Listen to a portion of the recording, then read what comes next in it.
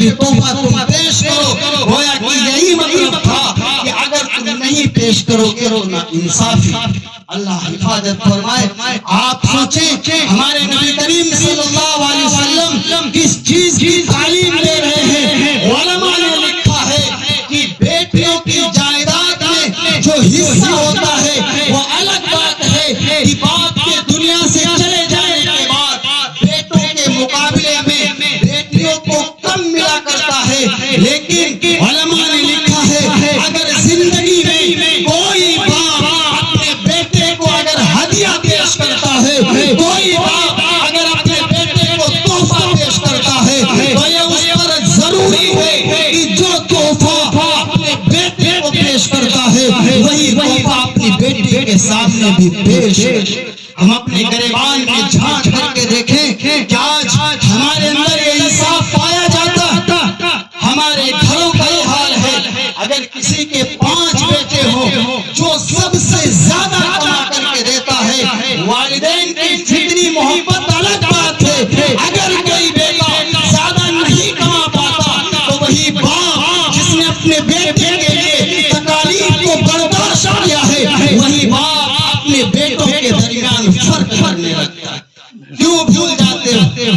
تمہاری یہ نمازیں روزانہ کے جلسے جب قیامت کا دن ہوگا اور آپ دیکھیں گے بڑا سا بڑا حاجی جس نے 7 حج کرنے ہوں گے اور وہ نمازی جو 5 وقت آپ کو نمازوں کے اندر ملا کرتا تھا, اور وہ حاجی تمام نیک انسان اپنے بچوں کے درمیان انصاف نہ کرنے کی وجہ سے قیامت کے دن حساب اور کتاب میں پھنسے رہے. حساب کتاب کا کلیئر نہیں ہو پائے گا. لیکن اگر کوئی بھائی کوئی بندہ اگر انصاف کا معاملہ کرتا ہے, اگر اپنے بیٹوں کے درمیان بھی حق فیصلہ کرتا ہے, اگر میڈ کے معاملے میں بلایا جاتا ہے وہ بندہ اگر انصاف کا معاملہ کرتا ہے, اگر کسی پنچایت میں بلایا جاتا ہے اگر وہ حق فیصلہ کرتا ہے تو میں نہیں, علماء نہیں, اللہ کے نبی صلی اللہ علیہ وسلم نے فرمایا قیامت کے دن جب اللہ کے عرش کے سائے کے علاوہ کوئی سایہ نہ ہوگا تو اللہ رب العزت اس شخص کو جو انصاف کیا کرتا تھا, جو حق فیصلہ کیا کرتا تھا, اللہ تعالیٰ تمام مجمع کے سامنے بلا کر کے اپنے اس بندے کو اپنے عرش کے سائے میں کھڑا کرے. کتنا بڑا انعام, کتنا بڑا انعام. میدان محشر میں جب لوگ نفسی کے عالم میں مبتلا ہو, لوگوں کو اپنی اپنی پڑی ہو, یہ صورت سوانیزے کی حالت پر ہوگا.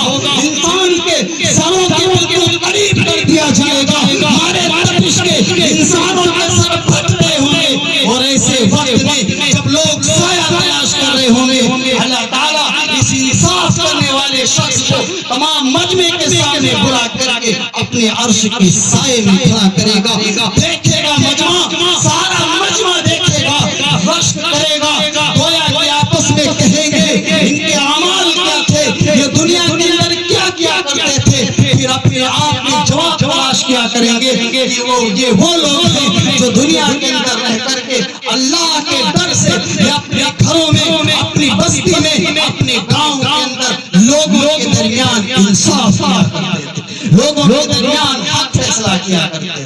آج ہم اپنی حالت دیکھ لیں, لوگ تو رشوتوں پر بک جاتے ہیں, لوگ رشوتوں پر سودا کر لیتے, جھوٹی گواہی دے دیا کرتے. یہ نمازیں تمہیں بچانے والی نہیں ہے. الیکشن کا موقع ہے, آپ دیکھ لیں کتنے لوگ اپنی ووٹوں کا سودا کر لیا کرتے. یہ کوئی اور نہیں, اگلے صف میں پڑھنے والے, نماز ادا کرنے والے, آپ کو بڑے سے بڑے متقی, بڑے سے بڑے پرہیزگار, بڑے سے بڑے ایمان والے ایسے ملیں گے جو اپنی ووٹوں کا اور نامعلوم تمام ایسے ناجائز چیزوں کا سودا کر لیا کرتے ہیں جن کو شریعت نے صاف طور سے منع کر دیا.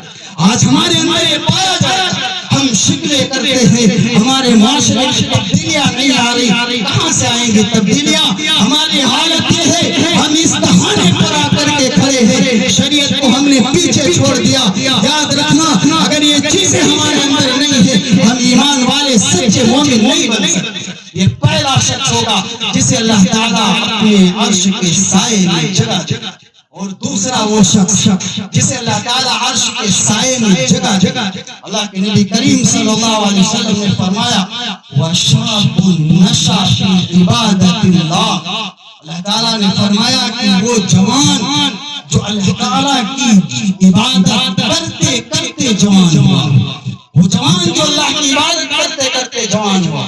آج ہمارے درمیان نمازی کیسے ہوتے؟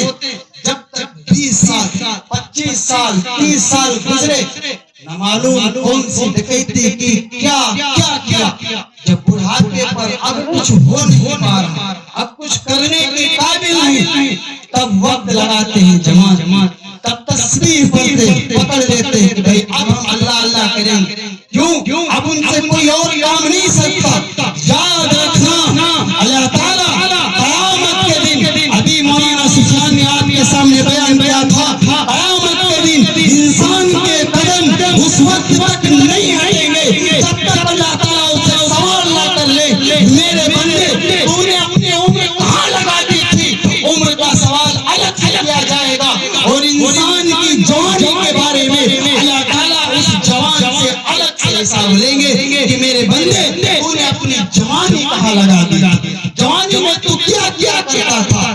آج ہمارے کتنے بھائی اپنی جوانی نہ معلوم کن کن گناہوں کے اندر ملوث ہو کر گزار، آج ہم تبدیلیاں تلاش کر رہے ہیں۔ مسلمان تو وہ قوم ہوا کرتی تھی جس نے نہ معلوم کتنے بادشاہوں کے تخت الٹ دیے، ایمان والی تو وہ طاقت ہوا کرتی تھی کہ اپنے معاشرے کے اندر تبدیلیاں لانے کے لیے یہ قوم کافی تھی، لیکن آج توبہ ہے وہ مسلمان قوم جو اپنی جوانی کو چوراہوں پر کھڑے ہو کر برباد کرتی ہو، وہ مسلمان قوم جو اپنی جوانی کو میلوں میں تباہ کرتی ہو، وہ مسلمان قوم جو اپنی جوانوں کو اپنی جوانی کو غیبت اور گناہ کرنے میں گزار دیتی ہو۔ خدا کی قسم ایسی ایمان والی قوم کبھی بھی فیوچر کے اندر کامیابی کی تاریخ نہیں لکھ سکتی۔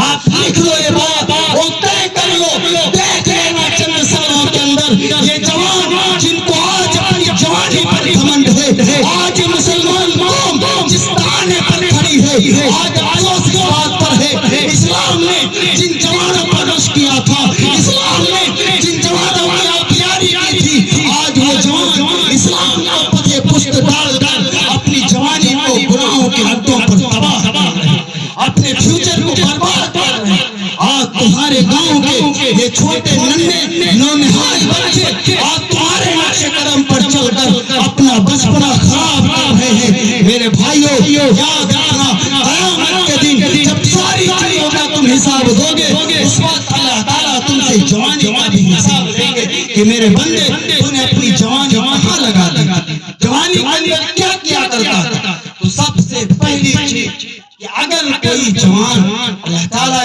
کی عبادت کرتے کرتے اگر جوان ہوا ہو، اس کو بڑے انعام ملیں گے۔ عبادت کیسے؟ آپ کے سامنے بھی مختلف بیان کریں گے۔